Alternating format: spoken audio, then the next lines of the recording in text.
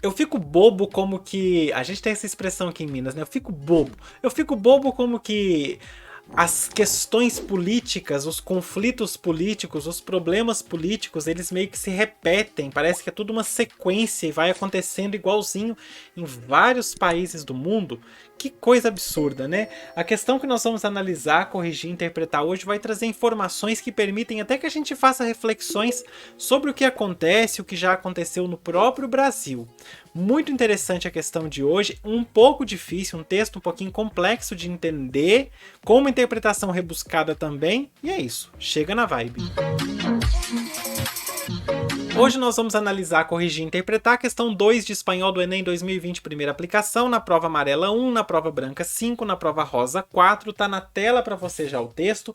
Vamos fazer a leitura calmamente, tranquilamente, serenamente e depois nós passamos para a nossa tradução.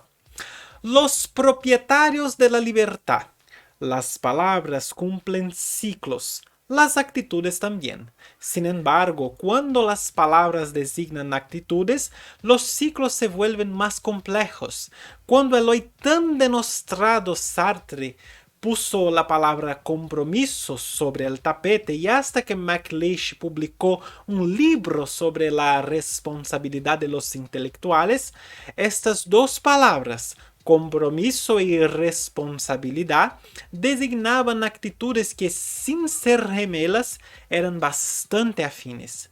Salvo contadas excepciones, los intelectuales de entonces las hicieron suyas. Y equivocados o no, dijeron sin eufemismos por qué empeños se la jugaban. Los intelectuales latinoamericanos también comprendieron dónde estaba esta vez el enemigo. Solo entonces empezó la mala prensa. Los grandes pontífices de la propaganda subrayaron una y otra vez la palabra libertad y denostraron el compromiso. Libertad no era libertarse de Batista o de Somoza, sino mantener la prensa libre. Libertad es la emocionada comprobación de que la gran prensa norteamericana es capaz de descubrir que Lumumba o Allende fueron liquidados por la CIA sin poner el acento en que eso nos sirve para resucitarlos. Y compromiso es la actitud que adoptan ciertos intelectuales cuya carga ideológica perjudica notoriamente su arte. Después de todo, ¿cómo se atreven a frecuentar las provincias del espíritu si es público y notorio que tales ámbitos son patrimonio exclusivo de los propietarios de la libertad? É um texto de Mário Benedetti, Perplejidades de Fin de Siglo, Buenos Aires, Sudamericana, 1993. Muito bem. Excelente texto, difícil de entender, porque tem as indiretinhas aí no meio, difícil de entender, mas a gente vai entender isso com bastante calma, tá bom? Vamos fazer a nossa tradução então. As palavras cumprem ciclos, as atitudes também. No entanto, quando as palavras designam atitudes, os ciclos se tornam mais complexos. Vou lendo e marcando.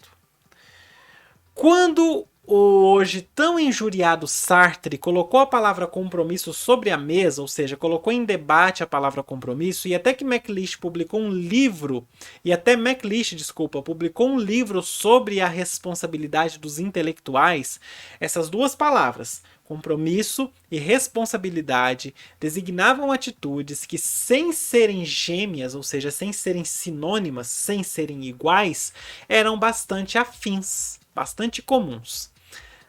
Tinham algo comum uma entre a outra. Salvo algumas exceções, os intelectuais da época se fizeram suas e, equivocados ou não, diziam sem rodeios por que causas eles estavam lutando. Então aqui terminamos o nosso primeiro parágrafo. Já vou passar para frente que fica mais fácil. Os intelectuais latino-americanos também compreenderam onde estava o inimigo dessa vez. Foi só então que a má imprensa começou.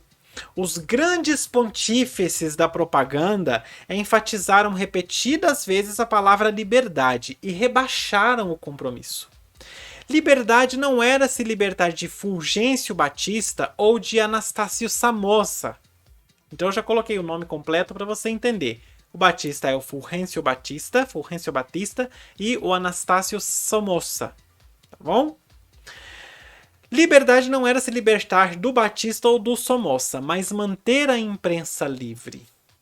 Lembrando que o Batista e o Somoza são referências a dois ditadores que governaram Cuba e a Nicarágua, respectivamente, durante boa parte do século XX. Então, o que o autor quer dizer aí é que para a imprensa, liberdade não era tentar se libertar desses dois ditadores, mas era manter a imprensa livre. Os ditadores podiam continuar lá, que se a imprensa tivesse se sentindo livre, estava ótimo. Aconteceu isso no Brasil também.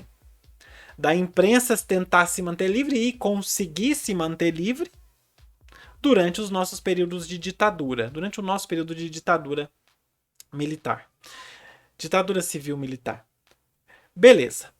A liberdade é a emocionada constatação de que a grande imprensa norte-americana, que estamos aqui, ó, de que a grande imprensa norte-americana é capaz de descobrir que Lumumba e Allende, o Lumumba e o Allende, ou o Allende, foram liquidados pela CIA, foram aniquilados pela CIA, sem enfatizar que isso não serve para ressuscitar os dois.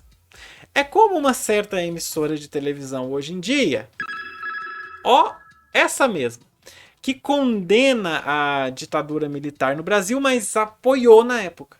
Pois é. E compromisso? Compromisso é a atitude adotada por alguns intelectuais cuja carga ideológica, ou seja, cujos posicionamentos políticos, os pensamentos políticos, acabam prejudicando a sua arte notoriamente.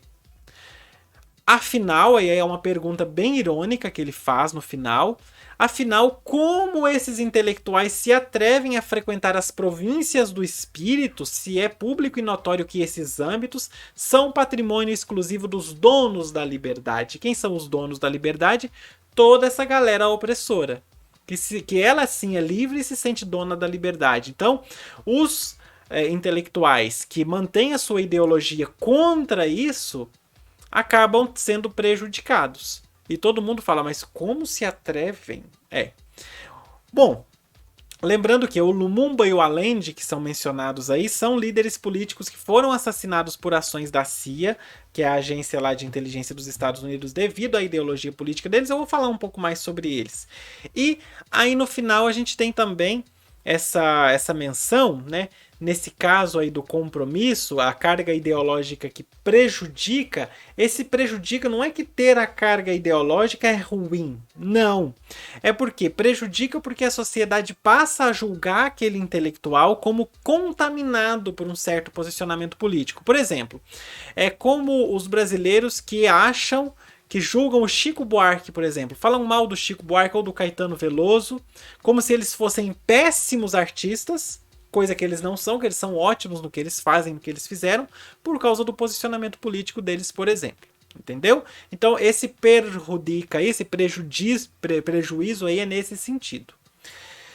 Bom, para a gente entender melhor, eu queria mencionar para você quem são essas quatro pessoas, só com um pouco mais de detalhe. Primeiro ele menciona os dois ditadores, o Batista e o Somoza. O Fulgêncio Batista, ele foi um militar e político cubano, então ele foi ditador em Cuba.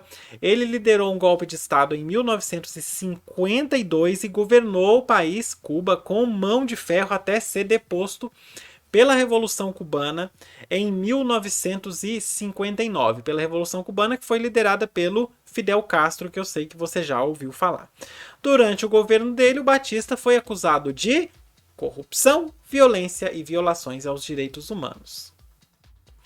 O Anastácio Somoza foi um político e militar de Nicarágua. Que coincidência, político e militar. De Nicarágua, ele liderou uma dinastia familiar que governou o país com mão de ferro também, durante boa parte do século XX. O Somoza, ele foi deposto em 1979 pela Revolução Sandinista liderada pelo Daniel Ortega, que você já deve ter ouvido falar também, e durante o governo dele, o Somoza foi acusado de corrupção, violência e violações aos direitos humanos. Depois, o autor, o Benedetti, menciona o Lumumba e o Allende. O Lumumba foi primeiro-ministro da República Democrática do Congo. Ele foi primeiro-ministro de junho a setembro de 1960, após a independência do Congo da Bélgica. O país se livrou das amarras da Bélgica. O Lumumba defendia a unidade do país. Olha só o que o Lumumba defendia: a unidade do país e uma política externa independente.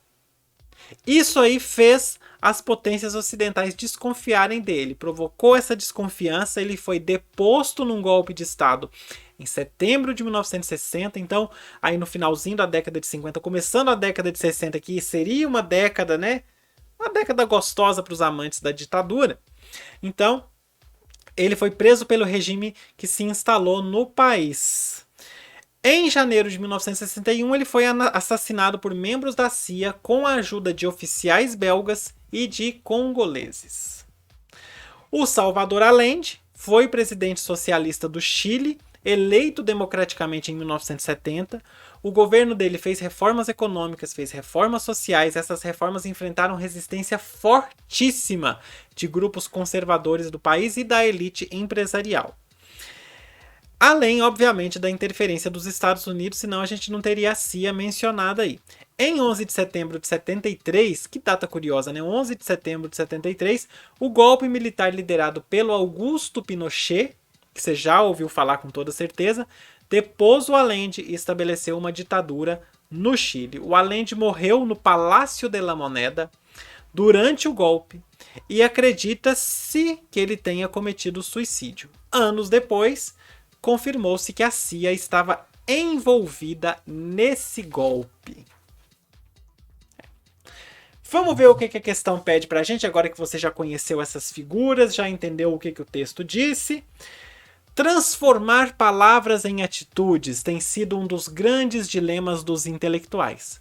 Ao ponderar sobre essa temática, o autor, um dos grandes críticos e literatos latino-americanos da atualidade, que é o Benedetti, leva o leitor a perceber o quê? Então, o que o leitor percebe? Letra A. O compromisso político afasta o artista da criação. Esse é um distrator que deve ter derrubado muita gente, porque ataca nesse último parágrafo e justamente nas pessoas que não compreenderam a ironia que o Benedetti colocou no texto dele. Então, quando o texto fala assim, a carga ideológica prejudica notoriamente a sua arte, muita gente pode ter marcado essa letra A por causa disso. Mas como eu disse para você, prejudica porque a sociedade, principalmente as pessoas que têm uma visão política contrária, começam a falar que aquele intelectual é contaminado por alguma coisa e começa a rebaixar a arte dele. Então, se ele se mantivesse isento politicamente o tempo todo, ele com certeza seria mais valorizado artisticamente. Só que a índole dele não permite que ele se mantenha isento, não permite que ele não tome partido por um lado que ele acha mais correto do que o outro. Então, a letra A está incorreta. Letra B. Os costumes sociais governam a linguagem e as atitudes da pessoa. Essa é meio fora do texto, mas como o texto menciona algumas palavras, pode ser um distrator. Porque o texto fala da palavra responsabilidade, da palavra compromisso e da palavra liberdade. Então, a letra B vem falar: os costumes sociais governam a linguagem e as atitudes das pessoas. De certa forma, se a gente parar para pensar, os costumes sociais governam sim a linguagem e as atitudes, mas não é bem isso que o texto está colocando para a gente. É como que o uso de certas palavras é manipulado às vezes. Ok? Então, a letra B está incorreta também. Letra C. O compromisso ideológico de alguns intelectuais está refletido em suas obras. Sim, eu até dei o exemplo do Chico Buarque, porque o Chico Buarque e vários outros, eles continuaram atuando artisticamente durante a ditadura militar no Brasil, foram presos, etc. E eles conseguiram retratar em várias de suas obras aquele período de violência, de turbulência, de desrespeito, etc. Eles conseguiram retratar lá. Então, as obras deles refletem aquele compromisso ideológico que eles tinham. E essa letra C vem colocar exatamente o que o texto fala. É um compromisso ideológico. Então, quando o texto aborda a palavra compromisso, é esse compromisso ideológico. Quando aborda a responsabilidade, é a responsabilidade de um intelectual ter esse posicionamento a favor de uma liberdade. E quando aborda a liberdade, é exatamente essa liberdade de se libertar das amarras das opressões políticas e sociais, e que às vezes a imprensa começa a espizinhar também os intelectuais, porque a imprensa manipula essa liberdade. Então, a letra C está correta. Gente, até eu tô gostando desse vídeo de hoje. Nossa, que desenvoltura que eu tô hoje. Não, palmas para hoje eu mereço. Hoje eu mereço palmas pra mim. Eu nem lembro mais qual que é o botão dos aplausos. Tem tanto tempo que eu não uso. Hoje eu tô merecendo palmas. Pausas não, palmas. Aí eu começo a me embananar e deixo de merecer as palmas. Letra D. Leva o leitor a perceber a complexidade relacionada ao conceito de liberdade. Leva o leitor a perceber que a complexidade relacionada ao conceito de liberdade impede o compromisso. Distrator também porque ele vem relacionar a questão da liberdade e do compromisso, mas ele relaciona falando que a imprensa diz querer uma liberdade, mas é uma liberdade que não tem um compromisso. Ok? É uma liberdade para ela continuar exercendo ali, ganhando dinheiro e pronto. Não existe um compromisso social naquilo. Letra D, incorreta. E a letra E, os intelectuais latino-americanos têm posicionamento acrítico perante o poder. Essa aí é exatamente o contrário, né? Eles têm um posicionamento crítico perante o poder. E é exatamente por isso que muitos intelectuais foram assassinados pelas diferentes ditaduras que governaram em diferentes épocas a América Latina. É isso. Letra C é a nossa resposta correta. E como eu já demorei demais, bora fechar. Muito bom, um texto grande, um texto difícil, uma questão complexa, mas sobrevivemos e eu espero que tenha ficado tudo muito claro para você. Agora você pode contribuir com o canal, tem 3 formas de você fazer isso. Você pode usar o Pix usando o QR Code ou o e-mail puxalingua@gmail.com. Você pode também usar o recurso Valeu Demais que você encontra aqui embaixo junto com os nossos ícones. E se você não puder contribuir assim, não tem problema. Ajude, contribua, curtindo, comentando e compartilhando esse vídeo. Eu acho bom porque eu não tiro esses erros dos vídeos. Acho que faz parte, tem que ficar. Faz parte da estética do canal. Curta, comente e compartilhe. Compartilhe nas redes sociais que você vai me ajudar demais. @puxalingua em tudo quanto é lugar que você imaginar. Você vai achar o @puxalingua para você marcar e eu vou estar lá respondendo você. Aproveita e se inscreve no canal se você ainda não for inscrito ou inscrita. A hora é agora e aqui em cima vai ficar um card com todas as correções do Enem 2020, primeira aplicação, para você acompanhar tudo do princípio ao fim, independente de qual seja o caderno que você fez esta prova. Beijo para você, até a próxima, fui!